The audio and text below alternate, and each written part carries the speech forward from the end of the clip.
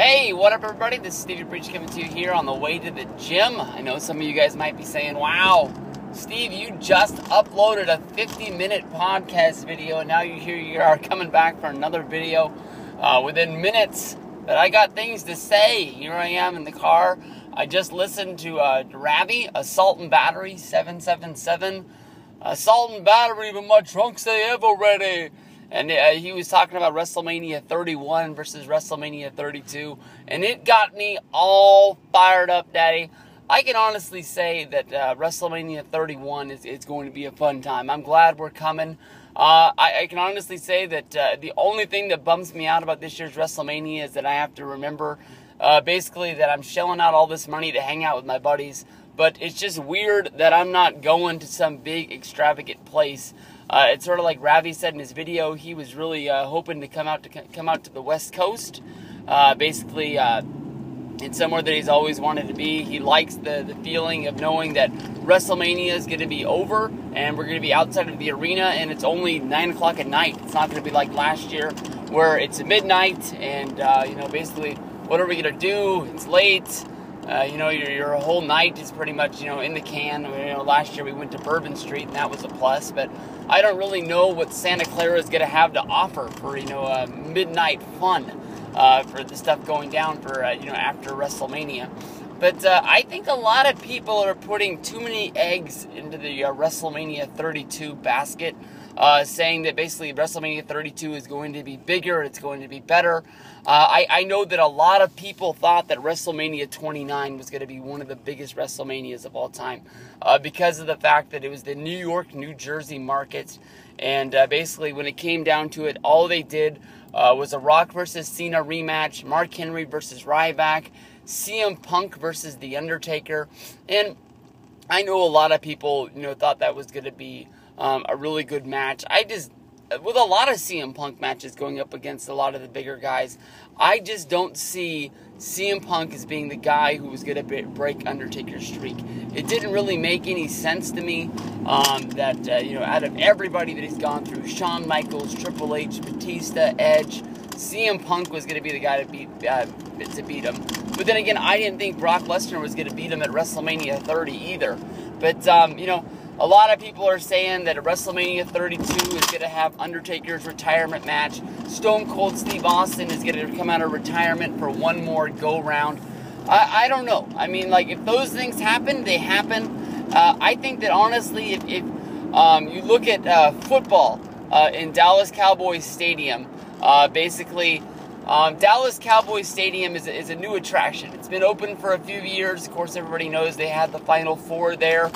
They had the NBA All-Star Game, and that attracted a whole lot of people. I can't remember if they had 100,000 in there for those things, but I remember watching them on TV thinking that there's a god-awful amount of people in there. I mean, I remember when Dallas Cowboys Stadium opened, they talked about how they have the big screen in the parking lot because Jerry Jones wants to make it almost like, Disneyland, where you don't have to have a ticket to come into the game. You just basically come to the stadium, you tailgate there so you can be a part of the fun, and you watch the game in the parking lot. They sell the standing room only tickets, where basically there's just places you can stand there and watch the game, or you can stand there and watch it on TV to basically say you were there.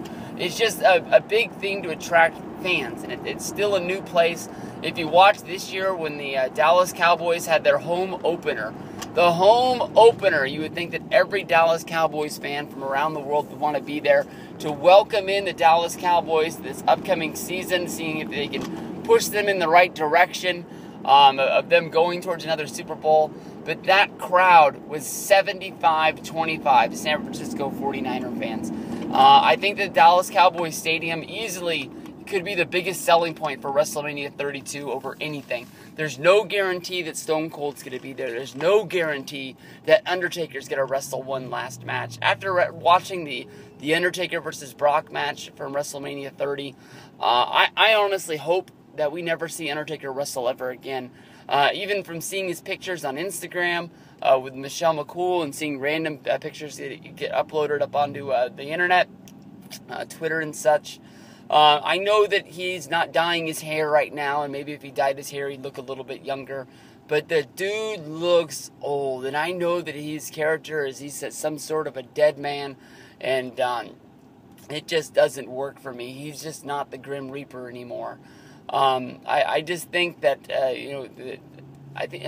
I don't think that when you sit there and you say Dallas, I don't think that's a big destination city for a lot of wrestling fans to go to, but I know that it's going to be an event that's going to pack a whole bunch of people, and they have really great success going into Texas for big shows. Of course, you think of Wrestlemania 17, 70,000 people in the Astrodome. Then you have the Wrestlemania 25 at Reliant Stadium where the Houston Texans play.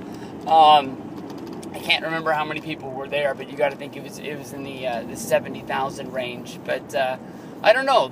I know that I made you feel bad, and especially Miguel too, around WrestleMania 29 time, getting everybody all fired up for WrestleMania 30 to the point where people were saying, let's just get 29 over with so we can get to next year. And we had a ton of fun, but I felt that we took a little bit away from your 29 experience. So we're going to have a ton of fun at 31 one way or another. But I don't know. The people saying 32 is going to be the biggest WrestleMania of all time with a whole bunch of this, that, and the other. We don't even know what's going down. I mean, I think coming out of WrestleMania 30, everybody thought that the WWE was going to have a great year. One thing leads to another. Batista's off making movies. He wasn't around in WWE as long as we thought he was going to be. Roman Reigns is out right now with a hernia injury. You got Ryback who's out. You got Daniel Bryan with who knows when this dude's going to wrestle. The Rock's coming back and flirting with us for a little bit, but we don't even know if he's going to be able to come to WrestleMania 31 because of Fast 7, and we don't even know if WrestleMania 32 is a guarantee because of any sort of films that would be coming up around that time. So let's not put all our eggs in the WrestleMania 32 package. I know that we're going to be there. I know that we're going to rock Dallas Cowboys Stadium, and we're going to be a big part of that. But I don't know. 31's going to be great. 32 is going to be great, but let's not count out 31 just yet.